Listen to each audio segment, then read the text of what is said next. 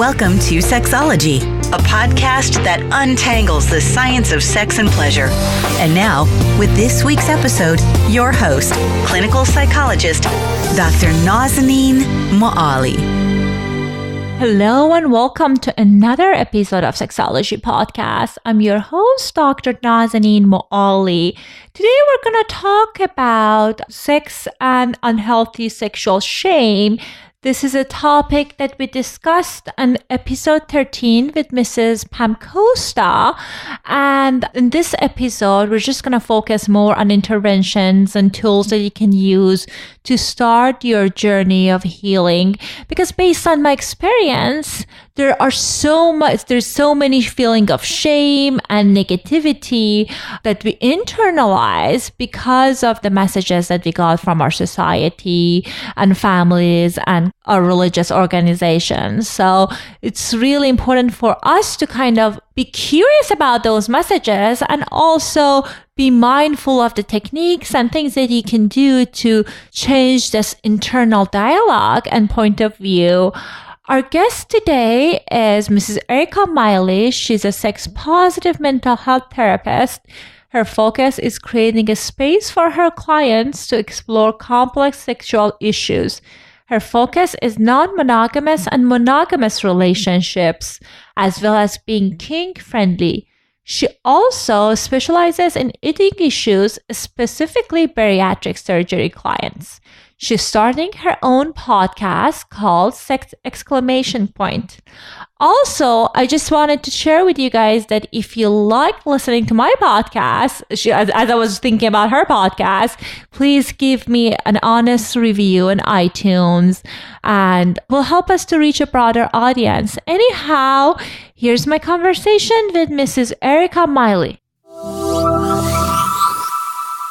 Welcome back to another episode of Sexology Podcast. I am so excited, as I mentioned during the introduction, to have Erika Miley with us today. Erika, welcome to our show. Hi! So excited to be here. Yeah, I'm excited too because I know I was a guest in her show, upcoming show. A few days ago, we did the recording, and one thing is just so fascinating. We started our journey of wanting to start a sex podcast a few months ago together, and it was just so wonderful, and we instantly bonded. So I'm so glad that she is launching her podcast next month. Is that right? February 4th. I am so excited. I cannot wait. It's just next few weeks, guys. You guys need to check it out. She has the most brilliant ideas about the topics for her podcast. Thank you. Thank you for having me, Naz. I just love you. So, you know. Oh, I love you too. So today we're going to talk about sexuality and shame. That is a topic that Erika has lots of experience supporting her clients to kind of work through this difficult issue and challenge. So Erika, tell us why some of us experience so much shame around our sexuality. I think generally, and you and I have definitely talked about this before, and I talk about this all the time with my clients, that as a culture, we've created this shame around sex and how we talk about it, how kids are educated about it. When parents, I can't tell you how many clients of mine that are parents that come to me and say, how do I talk to my children about sex? What on earth do I say? I don't feel like I had enough education. I don't feel like I know when to say what. And they get very much in their heads about it. And they very much, get freaked out, right? And get wrapped up in their own shame and their own shame about their bodies or their own sexual issues, rather than just meeting their children where they are, right?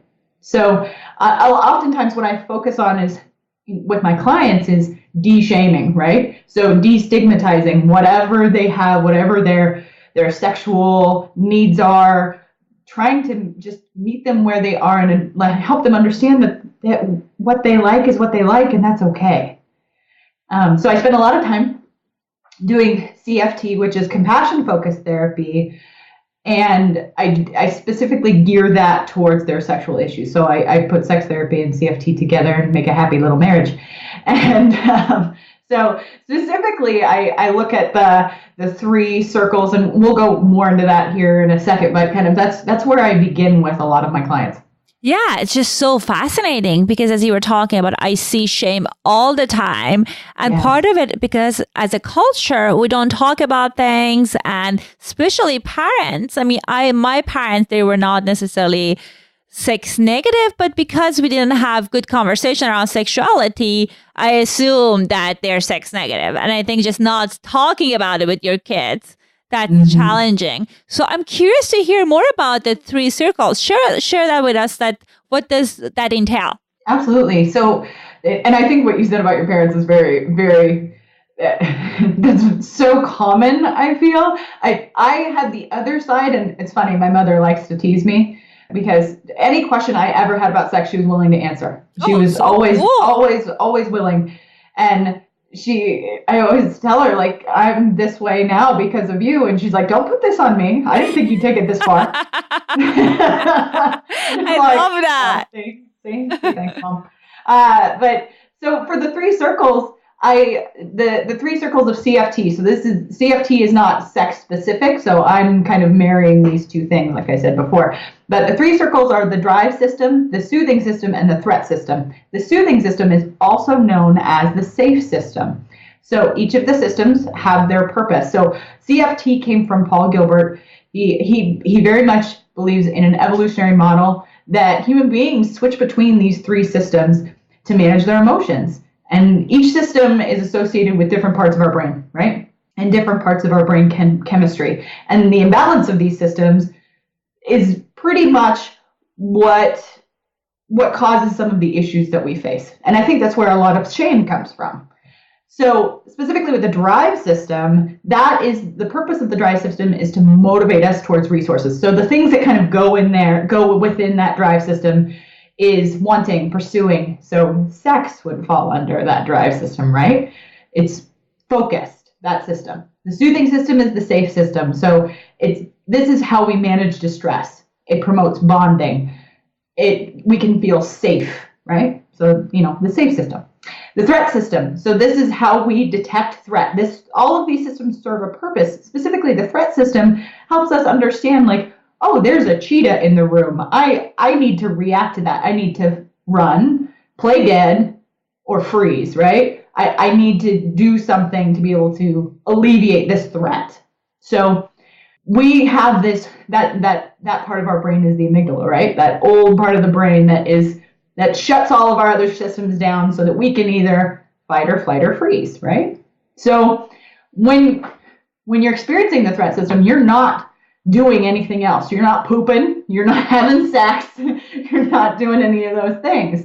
So the thing is, we are these evolved beings, but we also still respond to situations as if we were back on the savannah, right? Mm-hmm. So being able to teach your body that it's safe and be able to do that specifically within sex and within relationships is the key. So when we're tackling shame, we're doing that at the same time. How do you make yourself feel safe? How do you make yourself feel like, I think when you and I were talking about the erotic blueprint, we talked a lot about, like, what do you like and how do you engage with those things? Mm-hmm. I feel that safeness is part of that. Being able to teach your body that it's safe, teach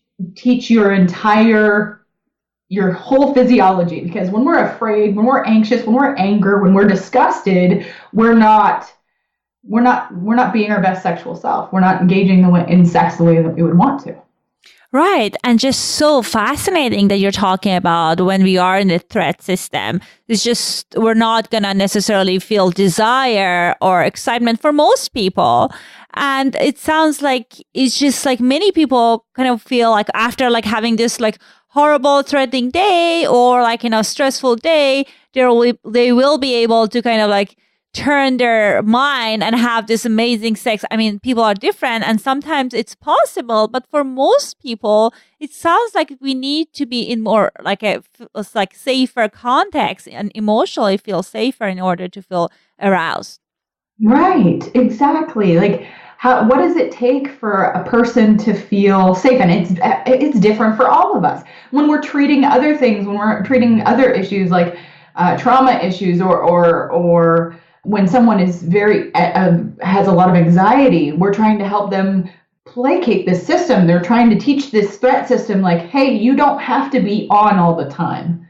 It's not helpful to you to be on all the time. It's that's when things, and that's what Paul Gilbert's belief is, that's when we have troubles, is when we overgeneralize one system. So when we use that threat system all of the time, how many times have we seen somebody who's been like sexually assaulted or something like that, and when they have a sexual encounter or when they're trying to build a relationship, they have a lot of anxiety or even, trauma triggers because of it. So how do you help yourself feel safe again to be able to live your best sexual life? Right. And part of it, when you were talking about this, I was thinking about like big T trauma and little bit trauma, and people like a little T trauma, because people who they had like some experiences like sexual assault, things that are like child abuse, they have at times like this hyperactive sense of like being in a threatening situation and kind of being hyper vigilant about things. And so from what I'm hearing, you're mentioning that like we need to kind of soothe the system in order to turn on the sexual part of us. Yes. And to be able to at least, so that you can combat it. And sometimes it's with the help of a therapist, right? To be able to help you say, okay, this person has a lot of compassion for me. They can sit with whatever I'm going to throw at them, and they're going to sit in the shit with me, and we're going to get through it. Sometimes just based on the relationship that they have with a therapist, they can actually reduce some of that anxiety and engage in some of that safe system. I mean, I've definitely with clients we've used breathing techniques and meditation specifically to be able to access that safe system, teach their body, hey, when it's appropriate to use the threat system, because we're never going to get rid of the threat system. It serves a good purpose for us. When you see the cheetah, you need to be able to respond. Right. But it's not helpful when you're with your significant other and you do want to have sex with that person and you're feeling feelings of threat. Right. And as you were talking about like working with a therapist, I think it's a really good option for many people, because at times we internalize this negative self-image of ourselves, that we are bad, we are defective. And it's just like, no matter how many like cheerleading statement you read or trying to change things, the deeper change needs to come with the deeper work. Correct. Right. Like this. Oftentimes, how many times have we seen folks that just come into our office and they say, I like this thing sexually and no one else could possibly. Right. They have that thought that they're the only person in the world. And that anxiety, that disgust they may even have with themselves, not necessarily, none of those things are helpful to them or helpful to their relationships. But just being able to talk to someone like us and going, hey, you're not alone, one. And two, this thing that you like, actually a lot of people like. Right. That's interesting that you say that, because we had this conversation a few days ago for your podcast, that how people think like when their sexuality is like a little bit different than what's portrayed in media on vanilla sex. It's just they get scared. They think, oh my God, I'm defective. Maybe I'm a pervert. What's wrong with me? And then they get paralyzed. Yes. And it's this, that's when they jump right into that threat system, right? Like I can't do anything. I can't have this relationship. I can't have this thing because I must be the only one. I couldn't ever be, I'm not normal. When they start to realize that normal is not really a thing. Right. I love when my clients come into my office and say, I just want to be normal. And I just smile at them and they're like, oh, that's what we're going to work on, huh? Like, hey, yeah, that's where we're going to start. Right. I love that. That's just such an important thing. And at time, I feel as a therapist, we can feel when shame is in the room. How do you see like sexual shame in your clients? What is it like? So if a third person, the partner, kind of wonder, is this the shame that's getting in the way? What are some of the signs? sometimes when I think of my clients, and when they come into the office, they think they get very concerned about when they first meet me, and I'm sure that you've experienced this too. They're like, can this person handle what I'm about to tell them? Mm-hmm. So they get they get kind of scared, about, I'm going to say this thing to a person for the first time, and I actually don't know this person very well. So that's one of those first signs, that fear, right? Mm-hmm. They're like, well, I don't know, and I usually have to look at them and say, I promise you, whatever you're about to share with me, more than likely, not going to shock me. It's what you're about to say is I can tell that this is awful for you to keep inside. So let's put it on the floor in the room. Let's work on it. Let's look at it together as a big picture. And usually that starts to kind of open the door. Sometimes I'll see it as anger, or sometimes it'll be disgust. That's one of the things that makes me, I think, just as a clinician, the most sad, when I see someone who is disgusted with themselves. Mm-hmm. That seems to be one of the emotions that is a harder hurdle to get across. Right.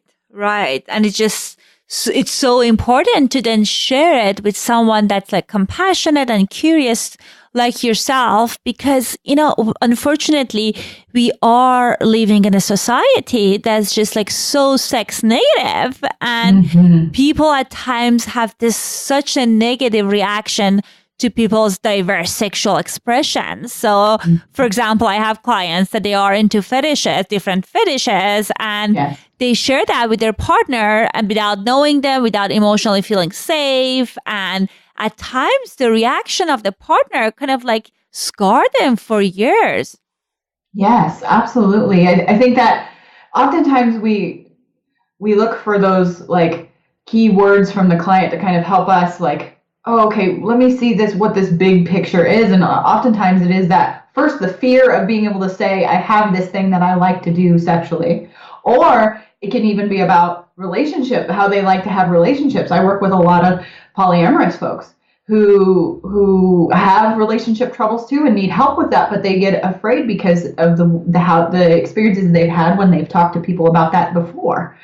So that finding that compassionate place, like you were talking about, that place to hold space for whatever it is, whether it's a kink, whether it's how your relationship works, being able to do that. And I feel like we're like an infomercial for sex therapy. But hey, we like what we do. We can't help ourselves. That's good that you have awareness. I was totally lost that, we're on that track.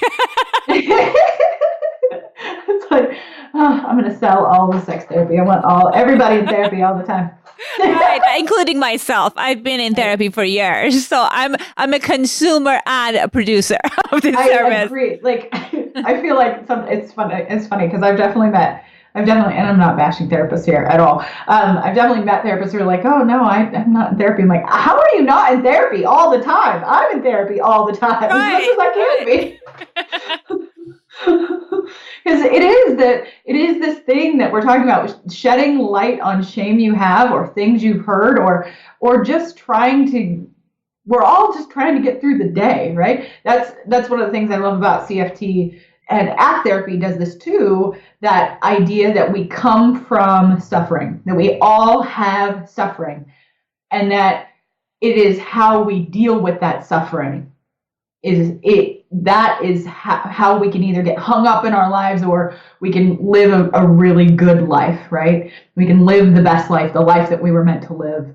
And how do you step back from suffering? Can you step back from it? Can you, one of my favorite, the cognitive diffusion techniques that ACT uses is the river. When you picture those thoughts as leaves on the river and they're passing you by. When I work with folks on some of, like, if they have a kink that they have shame around, or whatever the case may be, that's one of the cognitive diffusion techniques I use with them. Like, hey, you can try out this thing, see if it works for you, see if you can manage how you are experiencing your thoughts, and rather than just continuing to beat yourself over the head with shame. Because shame ultimately is not functional for us, right? It's not helpful to us. Right. And I love the acceptance and commitment therapy ACT techniques that you were talking about, and like working with shame. One other thing I really like from ACT, what I use with my clients is like singing it to the silly voice. Yes. Because we all have this like incorrect stories about things we're feeling shameful about. And like, I love it that you can, like, the idea is like to sing it in a happy birthday with a silly song. So whatever you feel shameful, you can sing it in the car, or you can sing it like wherever you are. And I love that. I think that's also a powerful tool. I completely agree. I love those. I love the silly ones, the one making things that you feel ashamed of, or like you have that thought that you can't defuse, right? That you can't get a handle on, turning it into something silly. I like the monsters on the bus. Can you say more about that to our listeners that they're not familiar with? Because I feel like we love it so much, but not many people are familiar with that. Yes. So like cognitive diffusion techniques are so the belief from ACT, and ACT there, we could be here for 10 hours talking about ACT, but ACT, acceptance and commitment therapy, comes from a basis that we can become fused to thoughts. Kind of similar to CBT, that thinking errors idea, right? Mm-hmm.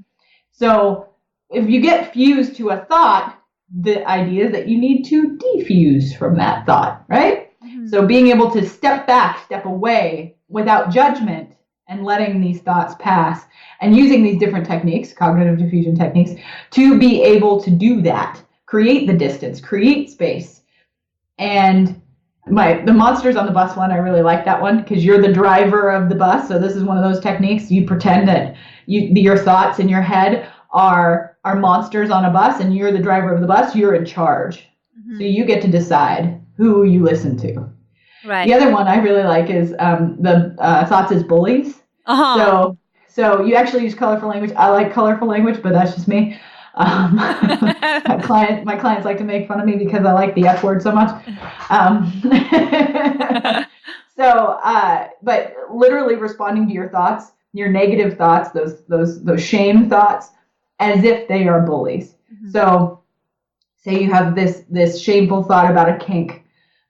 We'll just use an example, like you like furries, whatever that is, right? Whatever kink you like, and you have this negative thought that they're going to think I'm a freak. They're going to think I'm a freak. They're going to think I'm a freak. So it's that circular thought process, right?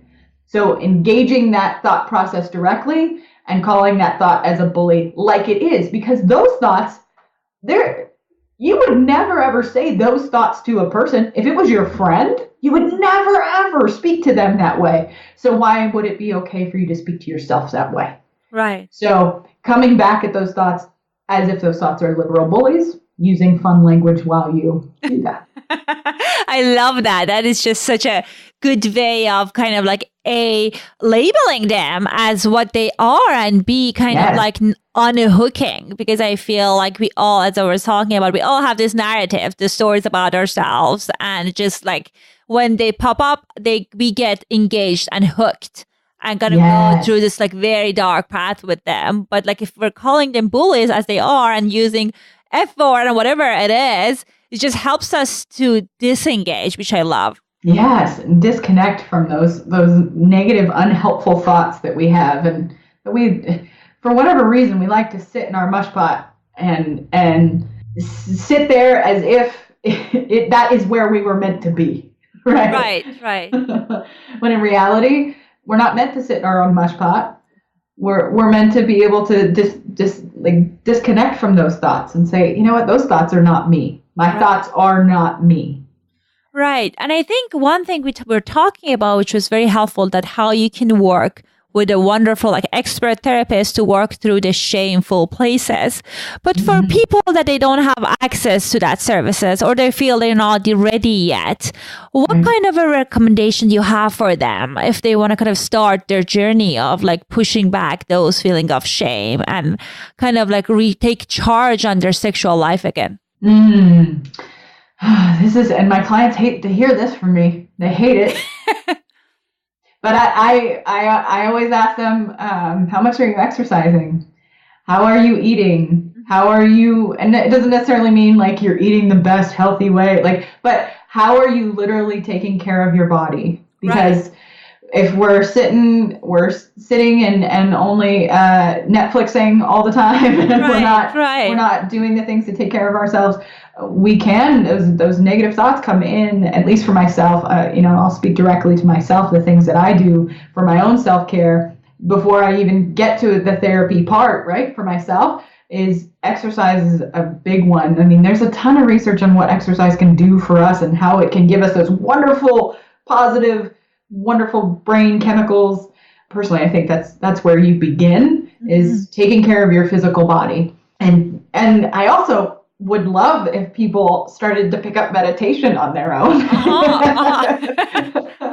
Meditation is a really powerful tool, and there's tons and tons of research. You can Google meditation and find free stuff on YouTube. There's tons of resources out there for that, because that meditation, even short bursts of meditation for regular amounts of time, can help teach you to distance yourself from your own thoughts in a non-judgmental way. So I definitely, my clients hate to hear those things, but what do you mean I have to take care of myself? I don't want to do that. Well, that's one of those things that we have to do if we want things to be different. Right. And you're so right. I think the first step is kind of reducing the vulnerabilities that we have.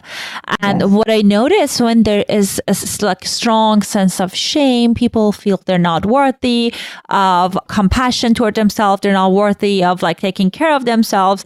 And that's how they get stuck. But if you kind of take care of your body, like eating food that you feel it's nurturing to you, and exercising and doing kind of mindfulness practices, or taking care of your illnesses, people kind of like go on and on with this like chronic diseases that they have, or number of different things, because they feel they're not worthy and they're not addressing those, which just kind of gets in the way of them living the best version of themselves. Yeah. And I just those basic, very, very basic physical caretaking things, like getting enough sleep. Oh my gosh. We are a culture of sleep deprived people. Where it's coming from, we could debate all day, but we spend a lot of time in front of screens. We spend a lot of time numbing. Right. And all of us, every single one of us, and I don't mean to like bash Netflix or any of those things, because I do that my fair share.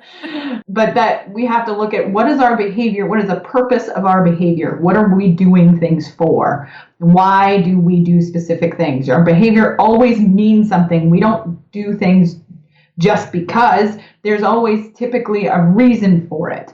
And when we numb, we're numbing for some reason. We're numbing to create distance from something, from someone, from some experience. So being able to start identifying, why are you numbing? And it's ironic, as we were talking about sleep, I look at the image of myself on computer. I was like drinking coffee. So we all at times struggle, and I hear you with that. And I think one other thing is just really courageous to kind of acknowledge the feeling of shame and sit with it and kind of process it, because it's easy to numb, as you were talking about it. Like, it's easy to kind of pour our pain into drinking, using substances and all of those things. And the challenge with shame is when it is like it's a powerful emotion, and unless you're addressing it, it's just going to come back up. So you might get some relief for like a couple hours and it's just resurface. And as long as you're not addressing it, you can get stuck. Yeah, absolutely. I think that's the thing that many of us therapists deal with our clients.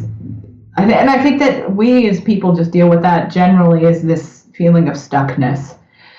I feel like I'm the only person that deals with this. I feel like you get wrapped up in your own thoughts and you listen to your own thoughts more than you get that perspective checking that we all need. And I think that's where a lot of that shame starts to bubble up from, right? Because guilt helps us. The sense of guilt can help us change behavior, but shame is not helpful to us. Right. And one of the few years ago, I went to this workshop that David Burns, he was doing on shame. And like, it's interesting that he said, like, whatever you're feeling shameful about, with the shame that you're having it, kind of the exposure therapy, kind of doing it. So one woman, she was like kind of feeling very ashamed of asking for things because she was feeling she wasn't worthy of like asking. And it was funny. He said, just like go then to a rental car place and say, I want a car and I don't have money. Like you're going to the location and asking that. Because sometimes when we're doing this, we feel shameful about, even exposure to those things can be helpful with reducing the feeling of shame. I don't know how much that would be impactful for sexuality and sex-related stuff because of how collectively as a culture we are at times sex negative, and you might kind of like out yourself, like I'm talking about things that you feel shameful with someone that's not safe, and you might get re-traumatized. Right. I think you're onto something there. I think I think of the things that I've done with clients who had something specific like a kink. That's typically what, when someone comes into my office and they've got quite a bit of shame around something specific, it's usually a kink. And we start somewhere easy, right? We start somewhere that we start with a low level, because sometimes when folks come in and tell me that I have this kink that I'm ashamed of, I can't tell anybody about it. The first people they're talking about telling is like their parents. And I'm like, why?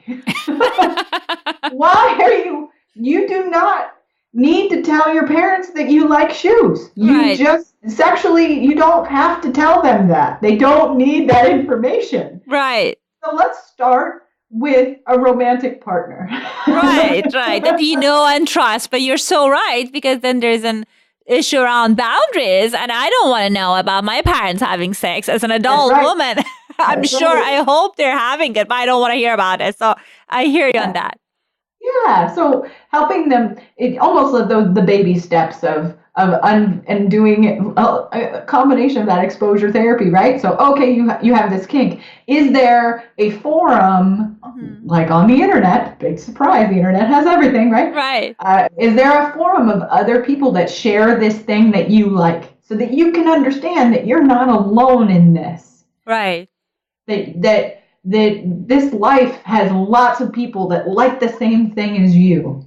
So just being able to take small steps to slowly reduce the shame you have about it.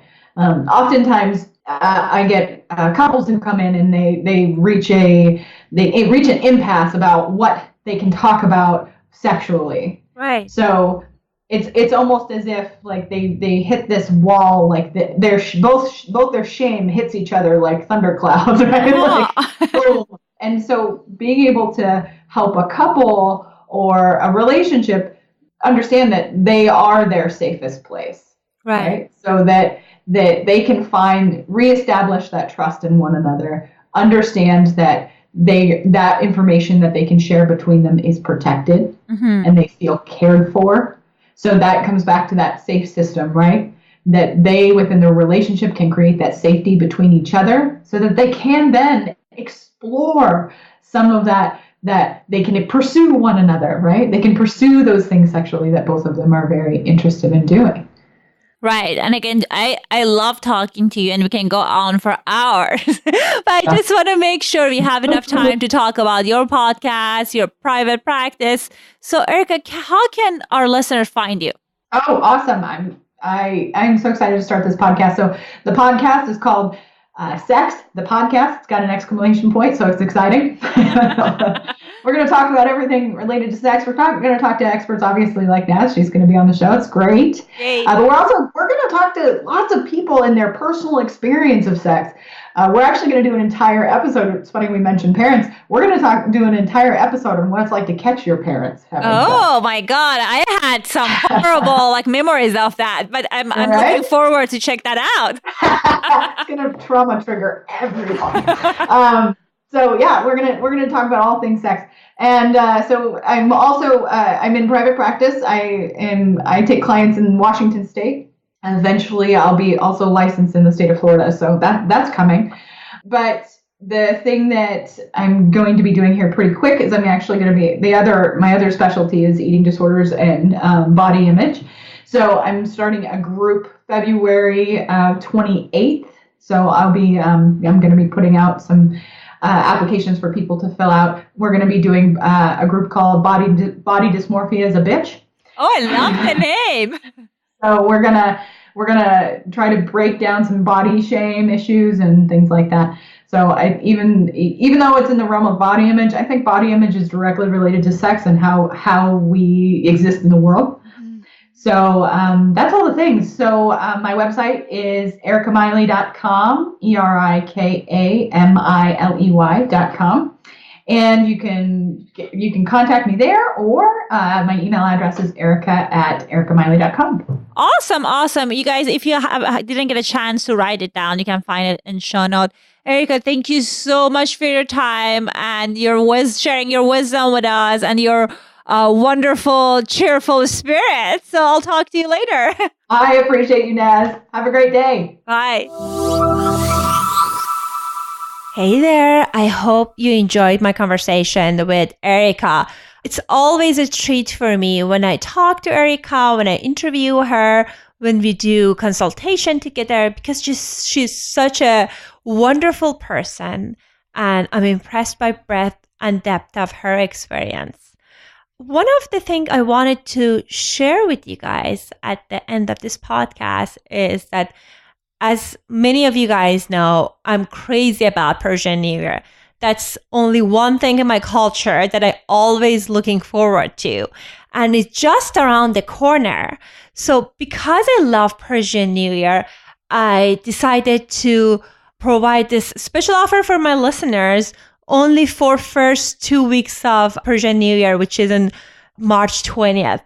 So for limited time, I'm opening few of my online video counseling appointments on Fridays. So my private practice is already full, but I wanted to expand and increase my engagement with my listeners as well. So I'm opening only few hours on Fridays.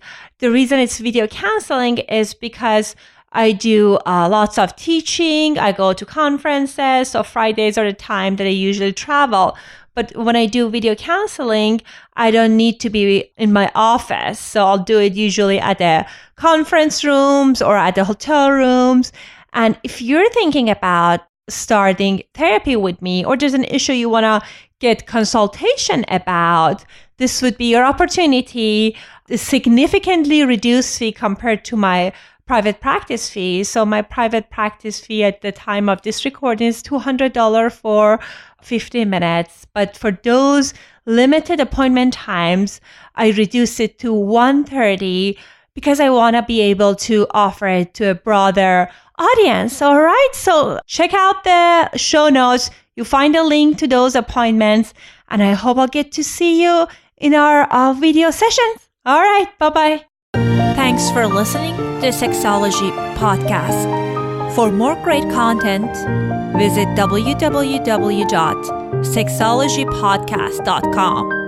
Please be advised that information presented on this podcast is not a substitute for seeking help from a licensed mental health provider.